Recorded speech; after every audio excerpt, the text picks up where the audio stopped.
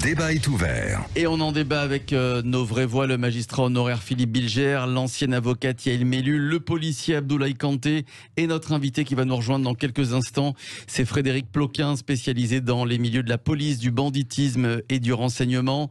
Les délinquants qui n'ont pas peur de grand chose, on le savait, ils n'ont pas peur des policiers non plus et n'hésitent pas à les attaquer. C'est ce qui s'est passé donc dans la nuit de samedi à dimanche avec ces tirs de mortier, 40 individus face à un commissariat et des policiers qui étaient cloîtrés dans ce commissariat. Et la question que tout le monde se pose, et je vous la pose, Abdoulaye Kanté, est-ce que les policiers ne pouvaient pas riposter? Beaucoup de Français qui se demandent pourquoi les policiers ne ripostent pas quand on les attaque. Alors il faut savoir que le commissariat de Champigny, là, il se trouve dans un quartier qui est très sensible, qui s'appelle le Bois-l'Abbé. Et effectivement, donc les collègues qui sortaient juste pour fumer leurs cigarettes, justement, ont été tout de suite dépassés en voyant une quarantaine de jeunes prêts à en découdre avec eux. Donc ils ont dû se réfugier dans le commissariat. Maintenant, la problématique, qu'est-ce que c'est? C'est que vous êtes dans un quartier, on va dire, dit sensible. Il suffit juste que simplement, on pouvait aussi faire usage de nos armes. Oui, on pouvait, mais le souci, c'est qu'après, est-ce que le cas de la légitime défense aussi, c'est quelque chose de très cadré. Donc, est-ce que par rapport à la proportion qu'il y avait, c'est-à-dire que oui, il y a un amas d'individus qui est en face de vous, qui ont des mortiers, qui vous tirent dessus, et même aussi des barres de fer. Après, je ne sais pas tous les tenants aboutissants, mais c'est vrai que pour moi, ça cause un problème parce qu'il suffit juste qu'il y ait quelqu'un qui meurt à cet instant.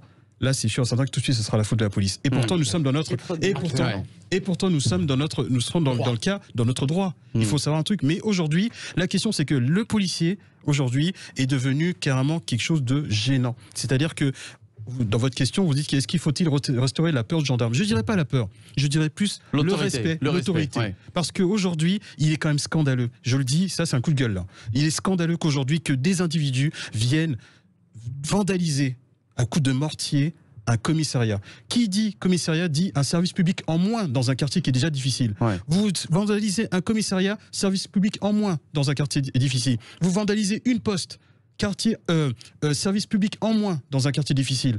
Donc à un moment donné, oui, ça suffit. Ça suffit clairement. Aujourd'hui, les policiers, oui, il y a un espèce de ras-le-bol, se dire que nous faisons notre travail et que quand vous voyez des individus qui n'ont pas peur, c'est même pas une question d'avoir peur, mais il y a plus cette notion de respect. Oui, il y a des questions à se poser. Donc j'apporte tout mon soutien à mes collègues tous les jours, justement, ces femmes et hommes qui sont prêts à sacrifier leur vie pour assurer la sécurité des citoyens, mais évidemment, on ne mérite pas ça. Alors, justement, une petite question avant de donner la parole, Philippe Bilger. Ouais. Vous qui êtes policier, Abdoulaye Kanté, vous êtes sur le terrain. Alors, vous êtes avec nous de temps en temps, mais vous êtes surtout sur le terrain. Est-ce que vous constatez depuis plusieurs années, peut-être plusieurs mois même, cette non-peur du gendarme, ce non-respect? Est-ce que vous avez des anecdotes à nous raconter? Est-ce qu'on vous a déjà interpellé? Est-ce qu'on a tenté de vous agresser, par exemple? Il est arrivé dans l'exercice de l'émission, des fois aussi, que quand vous faites un contrôle et que vous avez toujours une personne annexe qui vient justement pour s'opposer à un contrôle. Et justement, or que le contrôle peut très bien se passer, mais vous avez aussi cet effet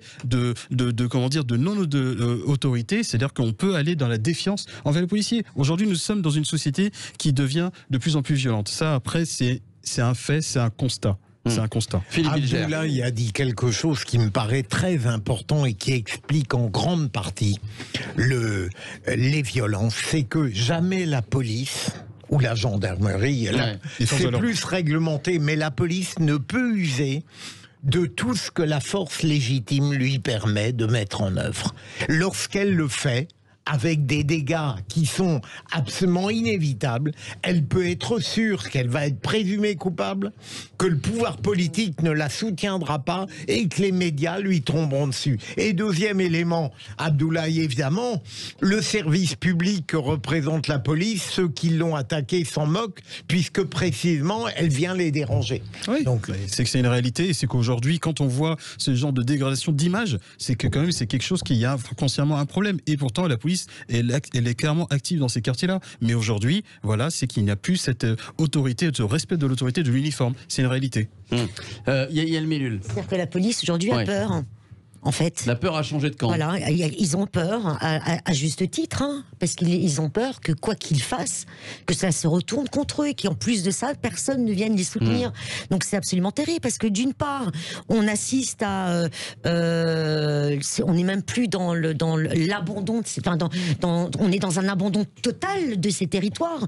On est dans des, je sais pas, des organisations criminelles qui gouverne certains territoires. On est dans des territoires où la police a peur d'intervenir. Enfin, je veux dire, on en est là. C'est l'anarchie. Enfin, je veux dire, l'État est où? Où est l'État? C'est un État dans l'État. On parlait des quartiers, c'est un État dans l'État. Qu'on vienne pas nous sortir des petits cailloux.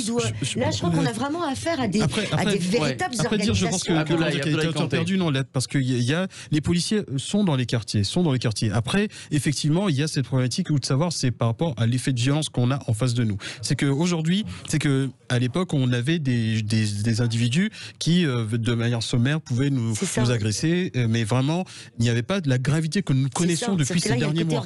Là, c'est organisé, c'est que maintenant, il y a des guet-apens. Et je prends aussi l'exemple, et puis j'ai une pensée pour mes deux collègues. Maintenant, c'est prémédité. J'ai une pensée pour mes deux collègues de Herblay qui, justement, ont failli y passer et je leur souhaite prompt rétablissement. Mais aujourd'hui, cette haine anti-flic, elle est existentielle. Non, mais attention, moi, c'était pas du tout mon discours, c'est pas du tout des reproches aux forces de l'ordre, pour qui j'ai une admiration sans faille, parce que le peu qu'ils puissent faire les malheureux, aujourd'hui, il faut déjà beaucoup de courage pour affronter ce qu'il y a en face. On va accueillir notre invité, c'est Frédéric Ploquin qui est avec nous, spécialisé dans les milieux de la police, du banditisme, du renseignement. Frédéric Ploquin est là. Bonsoir Frédéric. Bonsoir à vous, Frédéric Ploquin. Alors, on débat depuis quelques minutes, évidemment, sur cette peur qui a changé de camp. Et Gérald Darmanin, qui a proposé une loi où on interdirait la vente et de tirs de mortier. C'est ce qui s'est passé hier, agression et attaque au tir de mortier. Tiens, Frédéric Ploquin, est-ce que ça va changer quelque chose d'interdire la vente de tirs de mortier ? Écoutez, les jeunes de ces quartiers, dès lors qu'ils veulent défendre un territoire et s'en prendre à la police, qui de l'autre côté essaie de, entre guillemets, reconquérir ce territoire, c'est les jeunes. Il y a un bruit. Les jeunes en question font feu de tout bois, et toutes les armes qui sont à portée de main sont utilisées. Après, les tirs de mortier, c'est surtout en termes d'image, c'est extrêmement, ça fait de l'effet. Ça peut blesser si ça touche quelqu'un à la jambe ou je ne sais où. Mais ça peut surtout faire de belles images. Après, si on les interdit, je pense qu'ils sont capables d'aller soit les fabriquer eux-mêmes, soit de toute façon, ils iront trouver d'autres types d'armements. J'en suis absolument certain. On peut compter sur leur imagination de ce côté-là. Ça fait des années qu'ils inventent et qui ne se privent pas de ce point de vue-là. Dès lors qu'il s'agit en gros de donner libre cours à une espèce de vengeance comme ça contre la police, parce qu'on est vraiment là-dedans. La police a dû, à quelques jours plus tôt, fait une arrestation dans des conditions un petit peu difficiles, avec une course-poursuite avec un jeune. Un gars qui s'est retrouvé blessé, etc. Donc à partir de là, ils ne considèrent pas la police comme vous et moi, ils considèrent la police un peu comme une bande rivale, ennemie, et il s'agit de la... Ouais, et n'hésite pas à s'y attaquer. Justement, c'est l'objet de votre livre. Enfin, votre livre, c'est La peur a changé de camp, les confessions incroyables des flics, chez Albin Michel. C'est ce que nous disait aussi Abdoulaye Kanté. C'est vrai qu'il y a des... Et moi, j'entendais encore un policier ce matin qui témoignait, qui disait « On a peur d'y aller, on a peur d'être confronté à ces jeunes délinquants, nos familles ont peur, nos enfants, nos femmes ont peur. » Surtout, effectivement, ceux qui restent à la maison. Ça, c'est clair que les épouses de policiers, les enfants de policiers, pour eux, ça devient extrêmement compliqué. Vous avez même des policiers qui disent plus à leurs enfants ce qu'ils font comme boulot pour éviter justement le stress. Donc, on est passé d'une époque où le policier était quelqu'un, respecté, qu'on regardait, on le saluait comme ça aimablement quand on le rencontrait, on le vouvoyait, etc. D'ailleurs, il portait la cravate. Ouais. À l'époque, on est passé de ça à une époque aujourd'hui où effectivement on tutoie direct, et on a des policiers très très jeunes d'ailleurs, ça faut quand même le déplorer, je pense. Je ne sais pas si Abdoulaye Kanté l'a dit, mais on a des policiers qui débarquent très très jeunes dans les quartiers les plus pourris de la République, les plus difficiles, qui n'ont pas beaucoup de formation à ce niveau-là, qui n'ont pas vraiment été préparés, sauf qu'on leur dit, moi j'en ai quelques-uns qui m'ont dit attention, tu vas être nommé dans tel quartier, tu vas arriver dans la jungle, prépare-toi, ça va mal se passer pour toi, tu vas prendre des coups. Bon, ils arrivent avec cette espèce de formation comme ça, avec un encadrement relativement faible dans ces quartiers-là, encore une fois, peu de commissaires de police sur le terrain, surtout la nuit, donc un peu livrés à eux-mêmes. On est loin du centre-ville aussi. Et évidemment, il y a un certain nombre d'entre eux, peut-être à cause de leur jeune âge et de ce que je viens de dire sur l'information, se retrouvent piégés par ce jeu où on est jeune contre jeune. Alors qu'on ne devrait pas. On a d'un côté la police républicaine et de l'autre côté des trafiquants de drogue qui défendent leur territoire. C'est pas exactement... Vous voyez ce que je veux dire? Ce serait quand même terrible pour la République et la démocratie d'en arriver à une bagarre de bande à ce niveau-là. Allez, on va poursuivre le débat dans quelques instants. Peut-on restaurer la peur du gendarme, le respect du gendarme, comme nous le disait Abdoulaye Kanté? C'est la question que l'on vous pose. Vous continuez de voter sur les réseaux sociaux. Le 0826 300 300 va vous écouter dans un instant. On revient avec Yael Mellul, Philippe Bilger, le policier, Abdoulaye Kanté et vous, Frédéric Ploquin. Je vais vous faire écouter ce qu'a dit le maire de Champigny-sur-Marne. Une demande, demande qu'il fait officiellement à Gérald Darmanin. On va entendre monsieur le maire dans quelques instants. À tout de suite. Et c'est le retour des vraies voix sur Sud Radio avec Philippe Bilger qui est avec nous, Yael Mellul, le policier Abdoulaye Kanté. On poursuit notre grand débat. Tir de mortier, barre de fer dans la nuit de samedi à dimanche. Le commissariat de Champigny-sur-Marne a été attaqué par une quarantaine d'individus. Le ministre de l'Intérieur, qui promet de renforcer les mesures sécuritaires, va recevoir demain les syndicats de policiers qui seront reçus ce jeudi, dans 2 jours, par Emmanuel Macron. Et c'est une première. Peut-on restaurer la peur du gendarme? C'est la question que l'on vous pose sur les réseaux sociaux. Pour le moment, c'est un grand oui à 65%. On continue d'en débattre avec nos vraies voix. Frédéric Ploquin qui est avec nous, grand reporter indépendant, documentariste, auteur du livre La peur a changé de camp, les confessions incroyables des flics, c'est chez Albin Michel. Et j'aimerais vous faire écouter le maire de Champigny-sur-Marne, écouter ce qu'il demande officiellement à l'État et au ministre de l'Intérieur Gérald Darmanin. On a besoin d'une réponse policière de façon pérenne et une réponse aussi judiciaire. Ce n'était plus acceptable que dans un quartier comme celui-ci, comme dans d'autres quartiers de France, bien évidemment, mais moi je suis maire depuis 3 mois de cette commune et je ne peux plus accepter qu'on se retrouve avec des gens qui ont été visés par une instruction judiciaire dont on sait pertinemment qu'ils sont responsables d'actes de délinquance, de crimes, et qu'on retrouve dès le lendemain sur le quartier en question. Donc ça, il faut absolument que maintenant nous ayons des réponses rapides et un traitement rapide des sanctions judiciaires. Alors que peut-on faire? Tiens, je pose la question à Philippe Bilger, c'est ce qu'on entend un petit peu de partout, hein. Il faut qu'il y ait des sanctions rapides, qu'il y ait des sanctions plus fortes. Est-ce que c'est possible ou pas, Philippe? Bien sûr, mais lorsque la plupart des maires et toutes les autorités dénoncent la plupart du temps la pauvreté policière sur le plan quantitatif, le fait que la justice ne suit pas et qu'il n'y a pas de cohérence entre la pratique de ces 2 services publics. C'est tout à fait exact.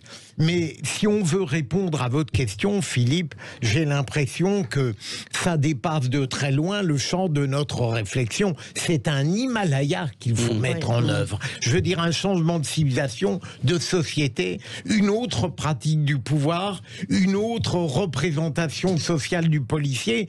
C'est quelque chose d'hallucinant. Alors, ce que propose monsieur le maire, et qui le scandalise, il a totalement raison, mais c'est le minimum. La moindre des choses, c'est que les policiers interpellent, puissent se défendre, usent de la légitime défense et que la justice condamne. Mais pardon pour ces banalités, ça montre à quel point on est mal pour qu'on soit obligé d'asséner de tels poncifs. Ouais. Frédéric Ploquin, le temps évidemment, je ne sais pas quelles vont être les mesures prises, mais en tout cas, le temps qu'il y ait des sanctions plus fortes qui arrivent plus vite. Est-ce qu'il ne faut pas aller plus vite dans les quartiers justement? Alors évidemment, ça a été la proposition de beaucoup de personnes, beaucoup d'élus comme Samia Ghali ou encore Ségolène Royal qui expliquaient qu'il fallait peut-être envoyer l'armée dans les quartiers difficiles durant quelques mois. C'est peut-être un fantasme, mais Frédéric Ploquin, est-ce que ça va changer quelque chose ou pas? Non, mais le paradoxe que je voudrais souligner là, c'est que plus vous mettez la pression sur un quartier, plus il va se produire des faits comme ça. Ouais. C'est pas uniquement, ça, je voudrais au risque de vous surprendre, c'est pas uniquement le entre guillemets laxisme qui débouche sur ce genre d'événement. Il se trouve que le nouveau ministre de l'Intérieur, Monsieur Darmanin, a dit il y a quelques jours qu'en gros, on allait désormais, pour lutter contre le trafic de stupéfiants, parce que c'est quand même le sujet numéro 1 derrière, harceler les quartiers, d'accord?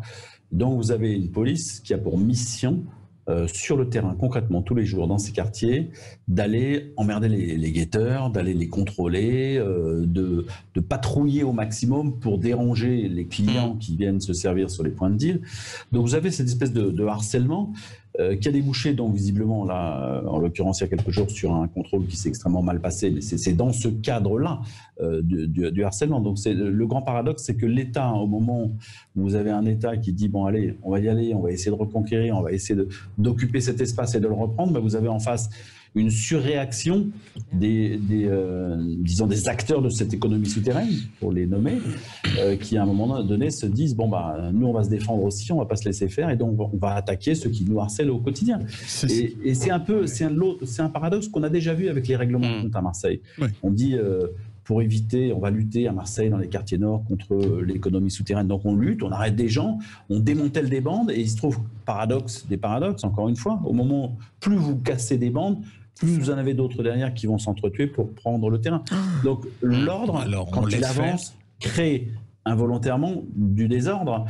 Et le désordre en question n'est pas forcément le signe que l'État a complètement lâché. Parce que je pense aussi qu'à un moment donné aussi, c'est que évidemment dans ces quartiers-là, il y a eu tellement d'années, on va dire, de laisser aller sur certaines choses, et que c'est sûr et certain qu'aujourd'hui, même pas, je dis pas qu'aujourd'hui, depuis quelques mois, il y a maintenant l'État, les policiers justement ont pour mission justement de, comme tu le dis si bien, de déranger tous ces trafics qui justement dérangent aussi les populations qui sont aussi dans ces quartiers-là, qui justement malheureusement sont pollués par ce genre de choses. Alors l'armée dans les quartiers, voilà, c'est plébiscité en tout cas sur les réseaux sociaux, et notamment sur le compte Twitter de Sud Radio, le compte Facebook. On est en Facebook Live et beaucoup d'auditeurs qui disent voilà, par exemple Aline qui nous dit l'armée dans les quartiers, vite, il faut frapper fort et vite.